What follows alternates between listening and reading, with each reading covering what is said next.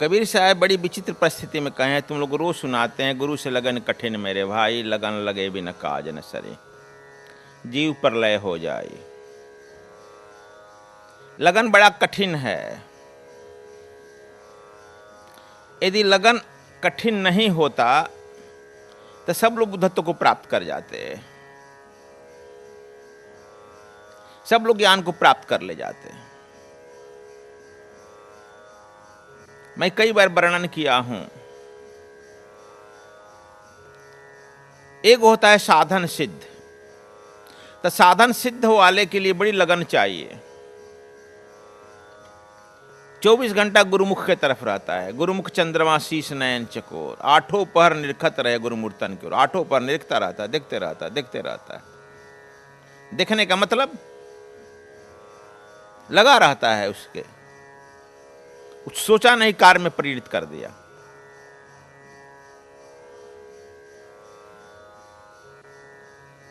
दूसरा होता है वचन सिद्ध। वचन सिद्ध देखो बहुत बड़ा सेवक होगा, उसी को आशीर्वाद दिया जा सकता है कि जाओ तुम सिद्ध हुआ।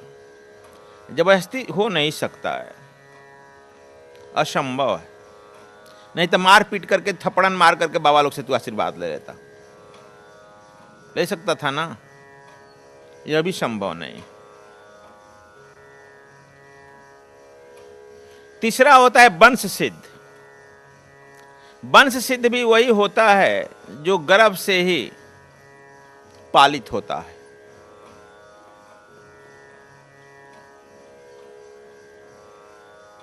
एक होता है चौथा स्वयं सिद्ध, जो जन्मों जन्म का तपस्या करते करते करते उसे गुरु के सानिध्य में रहते रहते अंतिम जन्म है,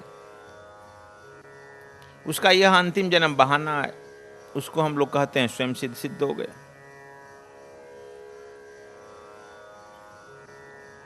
लेकिन अब देखो अष्टावक्र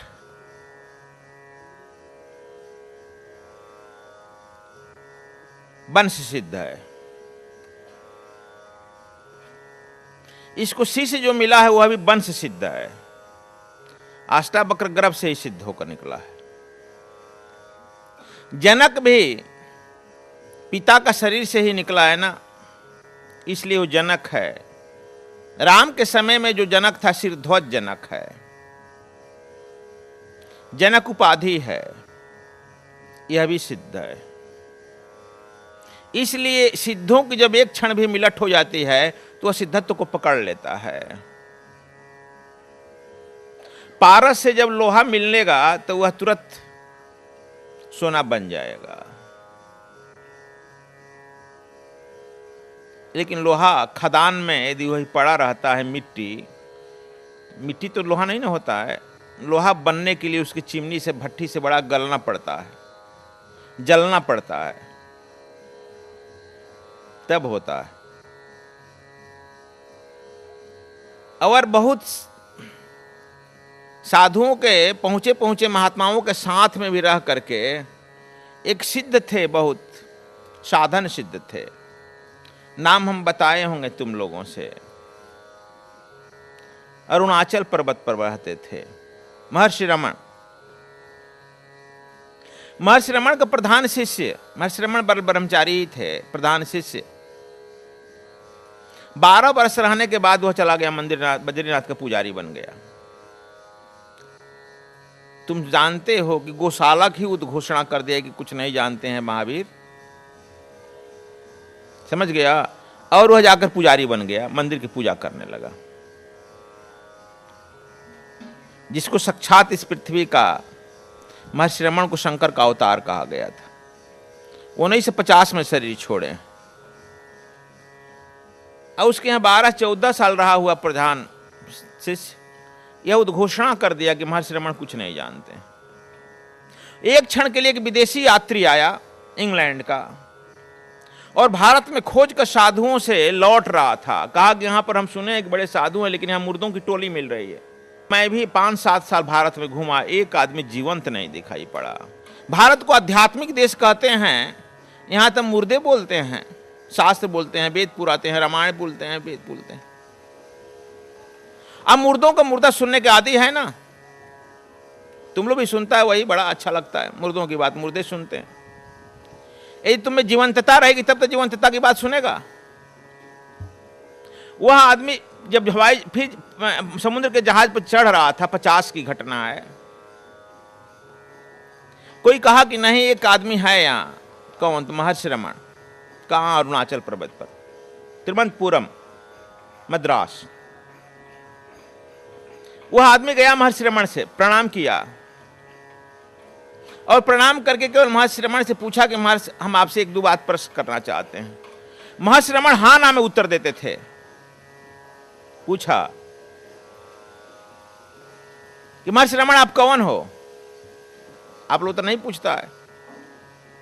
कहा कि यह किस लिए पूछ रहा है? कहा कि मेरी जिज्ञासा इसलिए है कि जैसे अर्जुन ने भगवान कृष्ण से पूछा आप कौन हो, मैं भी उसी भाषा में पूछ रहा हूं। महर्षि रमण ने कहा कि ठीक है, देखो बच्चा, देखो मैं कौन।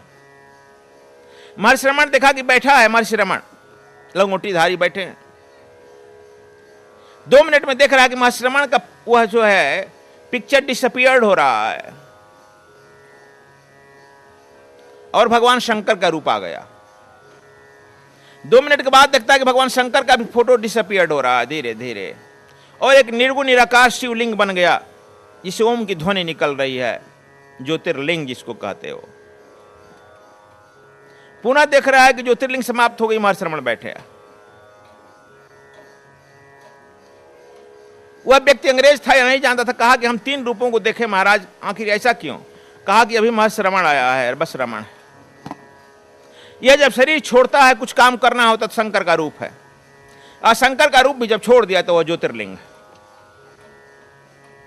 सुनते हैं कि वही अंग्रेज उसका आत्मसमर्पित हो गया, पीना नहीं लौटा। एक क्षण में प्राप्त कर लिया ना। यह है गुरु से लगन, एक क्षण में प्राप्त कर लिया। 12 साल रह करके वह ब्राह्मण नहीं प्राप्त किया, और यह डिक्लेयर कर दिया कि रमण कुछ जानता ही नहीं है, मूर्ख है। क्योंकि उसके साथ रहना बड़ा खतरा है, प्रतिष्ठा तो पाता नहीं है। मुर्दा के साथ प्रतिष्ठा भी मिलती है, उसके साथ प्रतिष्ठा मिलेगा नहीं। अवसर पाते डांट खा जाएगा, अवसर पाते छड़ी खा जाएगा। कौन डांट खाना चाहता है, छड़ी खाना चाहता है? अहंकार इतना सर पर घूम रहा है, कोई खाना चाहता है? अज्ञान से किसको मतलब ही है, परमात्मा से किसको मतलब है? सब कह देगा झूठी बात कह रहा है। समस्या है पात्रता की। पात्रता बहुत टफ चीज है। कहीं ना कहीं अहंकार उसे ले डूबता है। वह एक क्षण आने के पहले वह इतना अहंकार दबोच देगा कि वहां से भगा देगा, वहां से कोई कोई नाकामी खोज लेगा, भाग चलेगा। अष्टावक्र लेकिन जनक राजा है, जनक। इसीलिए अक्सर तुम पुराणों में पढ़ता है, राजा और ऋषि ज्ञान दे रहा है, राजा ऋषि ज्ञान दे रहा है राजा को, और राजकन्या से ही ऋषि की भी शादी हो रही है। अब तो साधु लोगों के लड़का लड़की की शादी करने से भी लोग भाग रहे हैं। अब जानता है कि नहीं? वो कहता है कि हमको एक अफसर के लड़का लड़की चाहिए, चोर चाहिए, लेकिन पैसा चाहिए। भले आकर के हमको थप्पड़ मारे, लात मारे, लेकिन यार साधु तो पूजा करने के लिए है, उससे संबंध करने के लिए थोड़े है। पहले राजा लोग आकर के अपनी राजकन्याओं की शादी ऋषियों से करते थे। सुना है ना, सब ऋषियों की कन्याएं। परंपरा कलयुग में पलट गई है। अब हम सोचते हैं कि सबसे ज्यादा पैसा कौन लूट लिया है इस देश में, या लूटने की कौन सामर्थ्य रखता है, उसे शादी करता है। यदि साधु जान जाएगा तो शादी करेगा ही नहीं। कहेगा अरे बाबा के कौन करे यार, कुछ मिलेगा नहीं। हाँ ना सहेल जी, बड़ी कठिनाई है। बुद्धि उलट गई है, विपरीत हो गई है, नैतिकता सदा के लिए विदा हो गई है। लेकिन वह अष्टावक्र है, उसका संस्कार पेट में भी हो गया है। यहां जनक है, इसका भी संस्कार हो गया है। इसलिए जनक पहचान गया और जनक तुरंत आकर के साष्टांग प्रणाम कर दिया अष्टावक्र से अष्टावक्र पर। कहा कि प्रभु हमको अब ज्ञान दीजिएगा, ज्ञान में कितना टाइम लगेगा, ज्ञान दे दीजिएगा हमको भी। कहा कि हम तो बिल्कुल देने में समर्थ हैं अभी। कहा कितना समय लगेगा? तो जानता था अष्टावक्र कि यह राजा है। कहा कि तुम घोड़े पर चढ़ते हो तो हाँ, घोड़े के पौदान में जितना देर पैर रखने में तुझे समय लगता है उतने ही दिन मुझे ज्ञान उपलब्ध करा देने में समय लगेगा। अब तो समझ लो ज्ञान कितना सलती हो जाता है। कहा कि घोड़े के पैदान रखने में जितना तुम्हें समय लगता है उतने दिन में मैं ज्ञान को उपलब्ध करा दूंगा। कहा कि प्रभु तब शुभम शीघ्रम। और अष्टावक्र ने कहा कि ठीक है मैं तुझे ज्ञान दे रहा हूं, क्या हमको दक्षिणा देगा? पहले तय कर लो, दक्षिणा पहले तय हो ना। तुम लोग तो बिना दक्षिणा का हम दीक्षा देने लगता है तो फिर बगली से निकालता है, देखता है कौन रुपया 10 रुपया का नोट पत्नी दी है जो बाजार में कह रही थी सब्जी वाला नहीं लिया है, वह गुरु जी की दक्षिणा में चल जाएगा, है ना। अब अष्टावक्र भी कहता है पहले दक्षिणा तय कर लो। कहा कि मैं अपना पूरा राज्य आपके दिया ज्ञान के बदले। देखो ज्ञान तुम लोग मुफ्त में चाहता है, कहीं जानता है कि यह धर्म जो है आजकल की सोच है कि धर्म माने मुफ्त। एक कूड़ा भी हम लेंगे तो उसका पैसा लगेगा। धर्म माने मुफ्त, ज्ञान माने मुफ्त, समझ लिया है ना। बच्चे को हम केजी में पढ़ाते हैं उसके लिए भी हम 1000 2000 10,000 खर्च करते हैं। इंजीनियरिंग कराने में लाखों लाख खर्च करता है। ज्ञान मुफ्त। लेकिन जनक वह राजा है इसलिए कहता है कि पूरा साम्राज्य मैं उस ज्ञान के अगेंस्ट में दान दिया, पूरा साम्राज्य दान दाव पर लगा दिया। इसलिए राजाओं का खेल है बच्चा, बार बार मैं कहता हूं। लेकिन अष्टावक्र कहा कि राज तो तुम्हारा नहीं है, राज तो प्रजा का है, तुम उसके सेवक है, क्या दे सकता है? झूठ बोल रहा है। कहा कि हाँ प्रभु आपने ठीक कहा, पूरा राजकोष दे देंगे, जितना राजकोष में पैसा जमा है गिनवा कर आपके सामने दे दूंगा अभी इसी क्षण। अष्टावक्र कहा कि जनक क्यों बार बार झूठ बोल रहे हो? राजकोष में पैसा जमा हुआ प्रजा का है, वह प्रजा के हित के लिए है, उस पर तुम अधिकार कैसे अपना समझ लिया? बड़ा तेज है 8 वर्ष का लड़का भी। जनक कहा कि यह भी आप ठीक कह रहे हैं, अब क्या देगा? कहा कि शरीर मैं दिया। कहा कि शरीर? क्या तुमसे तुम्हारा शरीर पूछकर बीमार पड़ता है? खांसी पूछकर आती है, बुखार पूछकर आता है? उसमें भी तो शादी कर लिया है ना, तो हाँ तो तुम्हारी पत्नी अर्धांगिनी है ना, आधा अंग में तुम्हारे शरीर पर तो उसका हिस्सा है। क्यों झूठ बोल रहे हो जनक? लेकिन वह तो स्वीकार किया कि हाँ झूठ में पकड़ा गए, तुम तो स्वीकार भी नहीं करेगा। कहा कि ठीक कह रहे हैं, तब क्या देगा?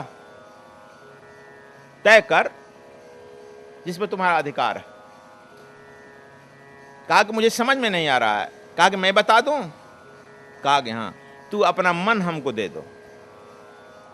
यह मन ही तुम दे सकता है, वो तुम्हारा है, इस पर निजी तुम्हारा नियंत्रण होना चाहिए, इस पर किसी का अधिकार और का नहीं चलता है मन पर।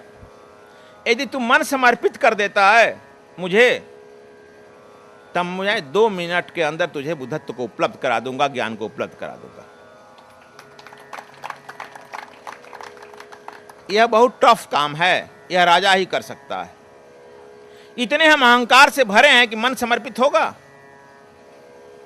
और वह मन को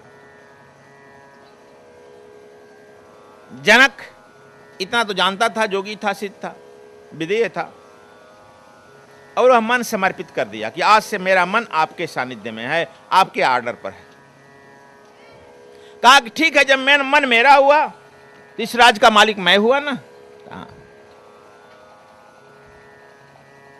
अब मेरा उत्तराधिकारी होकर यह राज करो जनक, आज से तुम विदेह हो गया। शरीर रहते हुए तुम्हारा शरीर नहीं है, विदेह। 8 साल का लड़का, इसको कहते हैं अष्टावक्र गीता। अष्टावक्र गीता बड़ा इस पृथ्वी के लिए सार्थक है, सार्थक है जनक ऐसे व्यक्ति के लिए, अष्टावक्र ऐसे गुरु के लिए। इसलिए तुम लोगों को भी कह रहे हैं हम, ज्ञान को जब उपलब्ध होना है तो जनक की तरह तो बनना ही पड़ेगा।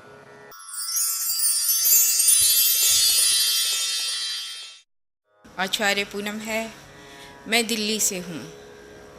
हम सभी गुरु की वाणी को अमृत वाणी कहते हैं, पर क्या कभी आपको इसका अनुभव हुआ है कि क्या वो वास्तव में अमृत वाणी है? मुझे हुआ है। यह सौभाग्य मुझे प्राप्त हुआ सद्गुरुदेव के सानिध्य में आने के बाद, जब मैंने उनकी वाणी को लिखा, सुना, अपने भीतर उतारा। जब मैंने गीता लिखा तो मुझे महसूस हुआ कि ये वाणी किस प्रकार हमारे अंदर प्रवेश करके हमें अंदर से भी बदलती है और बाहर से भी बदलती है। जब मैं गीता लिख रही थी तो उसको लिखने से पहले मुझे लगा कि मैं इसे सुन लूँ। सुनने के लिए मैंने उसको अपने कानों में लगाया। अपने मोबाइल में मैंने वो सारे प्रवचन डाले हुए हैं। मैंने हेडफोन कानों में लगाया और लेट गई। लेटने के 10 मिनट बाद ही मुझे नहीं पता चला मैं कब ध्यान में चली गई। जब मैं ध्यान में चली गई तो मुझे ऐसा लगा कि जैसे अब वो शब्द नहीं रह गए।